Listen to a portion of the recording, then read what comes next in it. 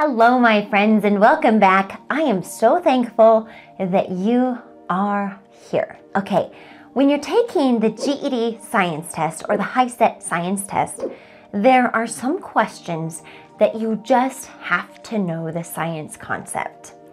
And that is what this video here is for. A lot of the questions, however, you can use context clues, read through the article, sort of examine the chart or the graph and figure it out. But some questions you just can't, and you have to know science concepts. So that's what I have this video here for. In this video, I have 12 questions.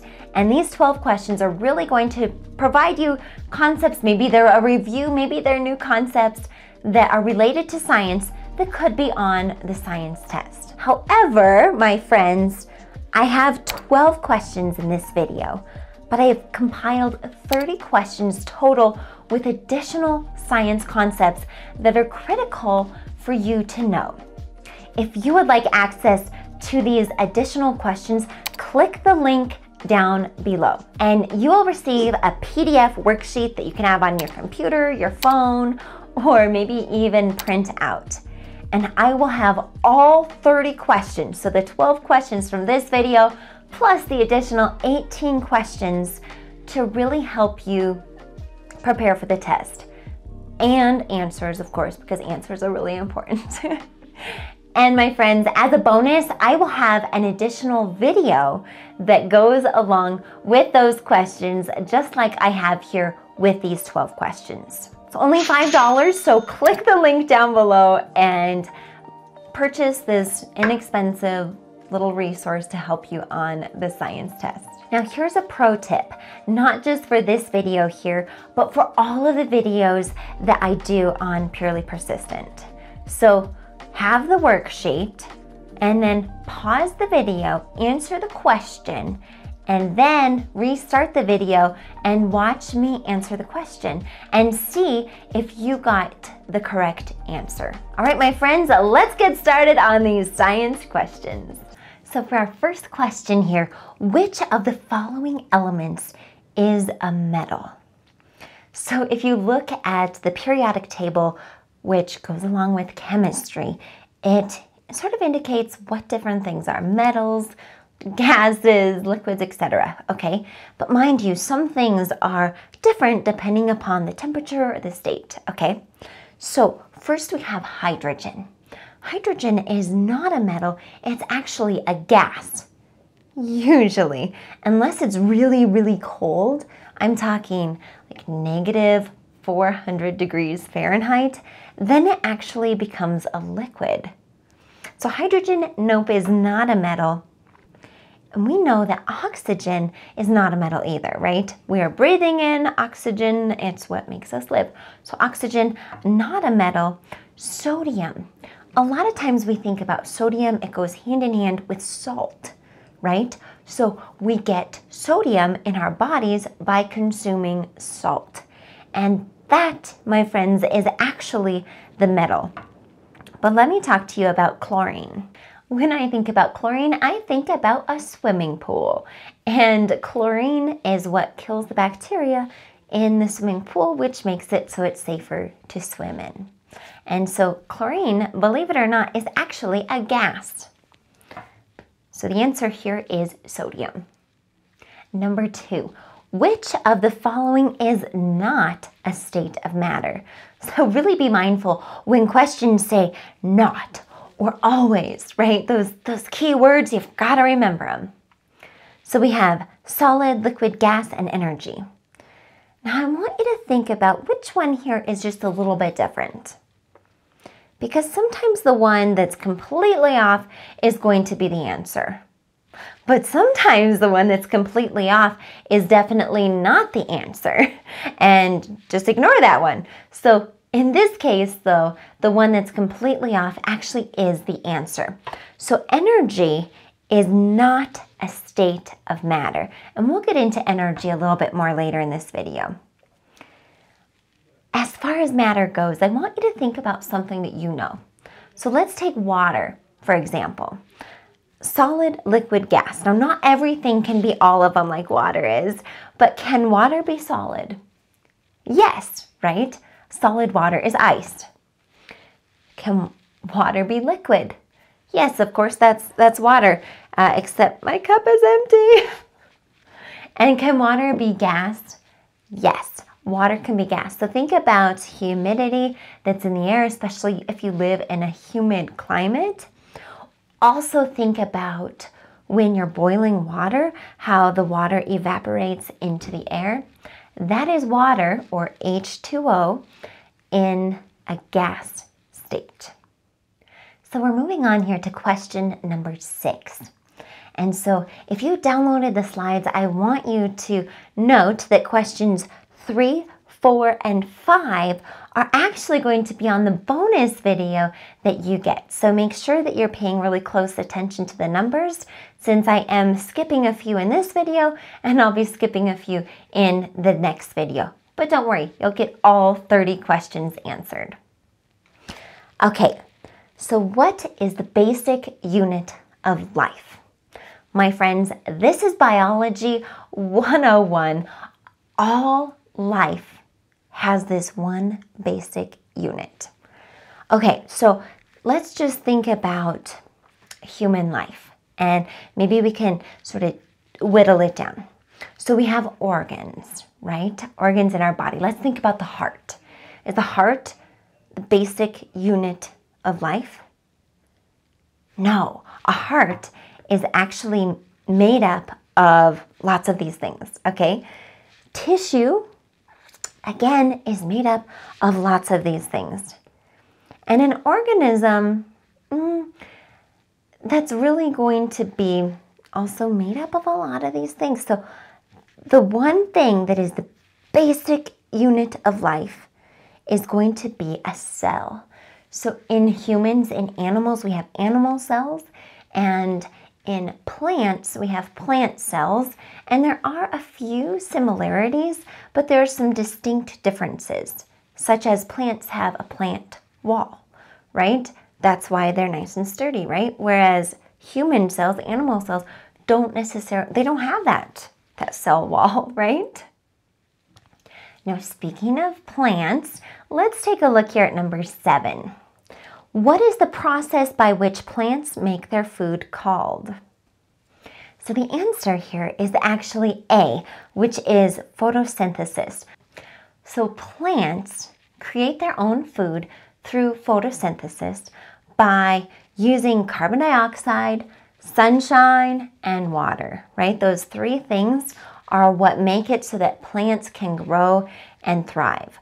So if you have a plant completely in the dark, it's not going to do so well, right? If you don't water your plants, it's not going to do so well. If your plants don't have carbon dioxide, they're not going to do so well, right? Those are the 3 things that plants need in order to grow, and that is called photosynthesis. Number 9, which planet in our solar system is the closest to the sun? All right, so what is it? Mars, Venus, Earth, Mercury. This is the type of thing that I actually have a mnemonic device for. You have no idea how challenging it is to write in this format. If I had a board or a piece of paper, my handwriting looks a little bit better, but that's okay. That's okay.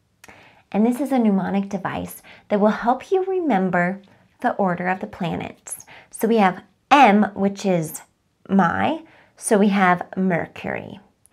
V for very is Venus, educated Earth, mother Mars, just Jupiter, served Saturn, us Uranus, 9 Neptune, and pizzas Pluto.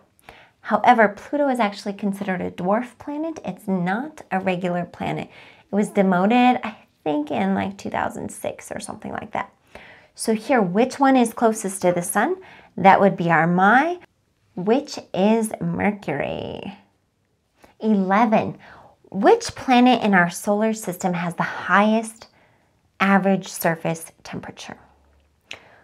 Okay, when we think about this, it's actually going to be unique. Okay, so it's not Earth, right? And we learned about Mars, in school. Mars is colder, it's not Mars. So then we have Mercury versus Venus. Okay, remember what I just taught you? My very educated mother just served us 9 pizzas. You're like, yes, it's the Mercury's the closest one to the sun. I've got this. But my friends, the answer is actually going to be Venus. And here is why. So Mercury does not have an atmosphere. So an atmosphere is basically, think about the world, our Earth has an atmosphere and is going to hold the heat in, okay? So imagine Mercury, it's really close to the sun. When the sun is hitting on it, on the one side, it's very hot, but the other side is in the shade and so it's really cold. And so it's turning so it's not gonna be as hot. Whereas Venus has a really thick atmosphere that consists mostly of CO2, which is carbon dioxide. And what is happening is the sun heats up Venus and the atmosphere holds the heat in. Venus is actually around 900 degrees Fahrenheit. So hot, right? So hot. We definitely couldn't survive there. That is like double the temperature that I bake a pizza at. Which planet in our solar system has the most moons? Guys, this is definitely one of those questions that you just have to guess if you don't know. Okay, so we know Earth has 1 moon, right? But that's not an option. Okay, so Saturn actually has 27 moons. Jupiter has 146. That is a lot of moon. So when they're singing, moon, moon, moon, shining bright, right? Which moon are they talking about? Neptune has 14 moons and Uranus has 27 moons. Crazy, crazy. So the answer, of course, here is Jupiter with its 146 moons. What is the name of the process by which water changes from liquid to gas? My friends, you know this one. Melting, no, right? That's ice cubes that are melting or snow that is melting. Freezing, no. That is going from a liquid to a solid. Evaporation, yes. Evaporation, so it's a liquid and it evaporates and becomes gas, right? And then we have condensation, which is a completely different process. So the answer, evaporation, but you already knew that. My friends, we are halfway through the video, so here's my cheers to you for being halfway through the video. If you haven't already, click the link down below so that you have all of the questions in front of you that you can answer and the bonus video. And as I do in a lot of videos, make sure that you drink some water, right? Hydrate your brain. If you are dehydrated, you will not do as well answering these questions. You will not do as well on your test. So drink up, my friends. Number 19. Which type of rock is formed by the cooling and solidification of lava or magma? Okay, so this is basically going to be the mantle part of the Earth. So essentially imagine the Earth being like an egg where we have the shell, which is the crust, and we have the egg white, which is the mantle, and then the middle part is going to be the yellow, the yolk, which is the core. So if you tap into an egg and out comes some of the egg yolk, right? That's exactly what's happening here. So out comes some of the mantle, that middle part of the Earth. And so once this cools, it turns into a rock. And so we have here 3 different types of rocks. So sedimentary rock is actually going to be rocks that are created over many, many years as dirt and sand settles and a rock actually forms under pressure. So if you're looking for fossils or things from the past, you're going to be likely to find it in a sedimentary rock. So that's not the answer. A metamorphic rock is, let's just think for a second. So where else do you think about the word metamorphism? what that means is change. When I think about that, I think about a butterfly, okay? So we have a little caterpillar that's crawling along, and then it develops its cocoon, and it comes out completely different as a butterfly. So while it's in its cocoon, that's called metamorphosis. So just like this, metamorphic rock, it's changing.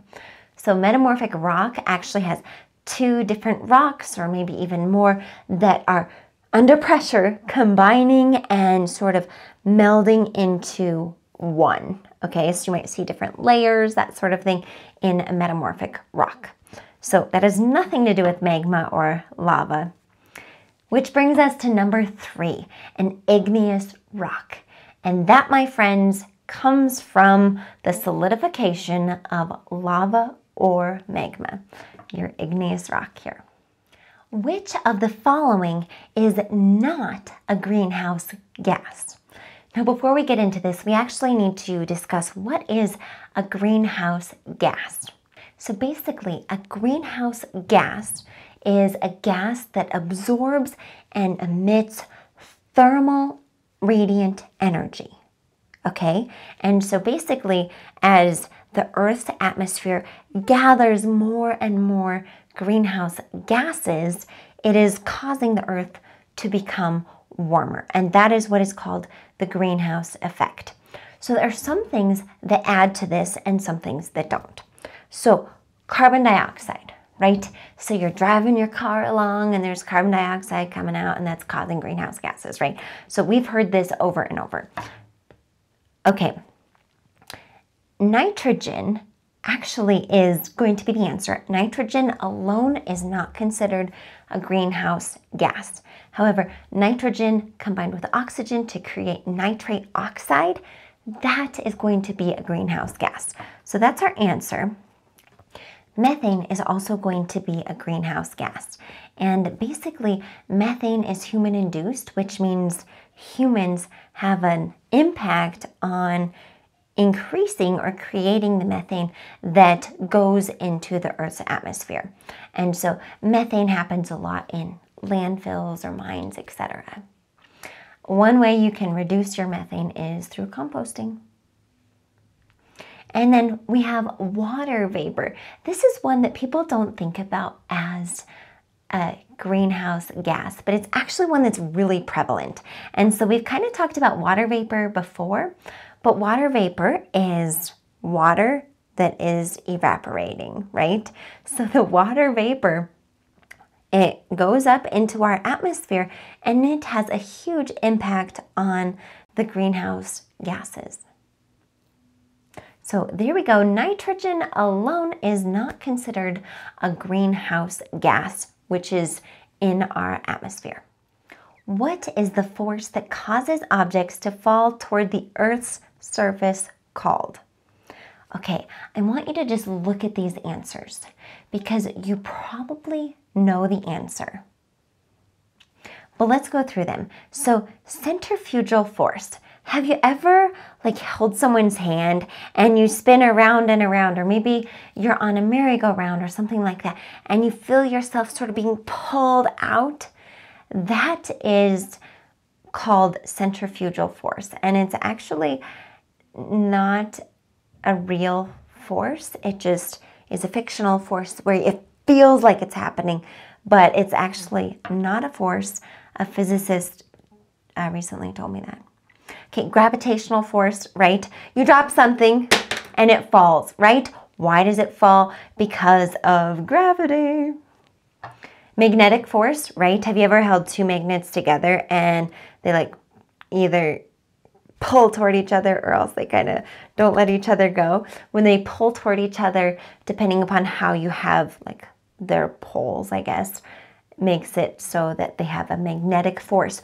Which is why, my friends, don't put a hotel room key next to your cell phone, because that magnetic force will deactivate your cell phone room key. No, your hotel room key. So don't put hotel room keys and cell phones next to each other because of that magnetic force. And then electrical force is either the attraction or the retraction of electrical charged items. What is the name of the layer of the Earth's interior located between the crust and the core? Okay, so this has a couple of clues in here, right? See how two of them say core? Well, those aren't going to be it, okay? But let's talk a little bit more. So think about you're eating an apple. You get to the middle, and what do you have? The core, right? So that's the core of the apple, just like this is the core or the center of the Earth. So we start off, the hottest part, the most middle part is going to be the inner core. And then what surrounds that is going to be the outer core. Now we actually already talked about atmosphere and mantle. We talked about atmosphere when we talked about the greenhouse gases. So that's what the atmosphere is made up of. It's made up of gases that surround the Earth, but it's not actually the Earth itself. It's just that layer around the Earth. So that is not the answer. So the answer here is mantle. Remember how we talked about the igneous rock is created through lava or a volcano. So basically that is mantle that is escaping out of the Earth's crust and then cooling and becoming those igneous rocks. So we have the inner core, the outer core, the mantle, and then the crust, which consists of continents, land, and ocean. And then beyond that would be the layer of atmosphere or the gas. My friends. Whew, my friends, we made it through those 12 questions. And I want you to do me a favor and comment down below. Tell me that you're still here so that I know that you are purely persistent. Now, after this, go over and watch the accompanying video that goes with the downloadable slides and extra questions. You're on a roll, keep it going so that you can continue to be ready for that science test. My friends, I believe in you so much. Make sure that you believe in yourself too, and go be purely persistent. Peace, friends.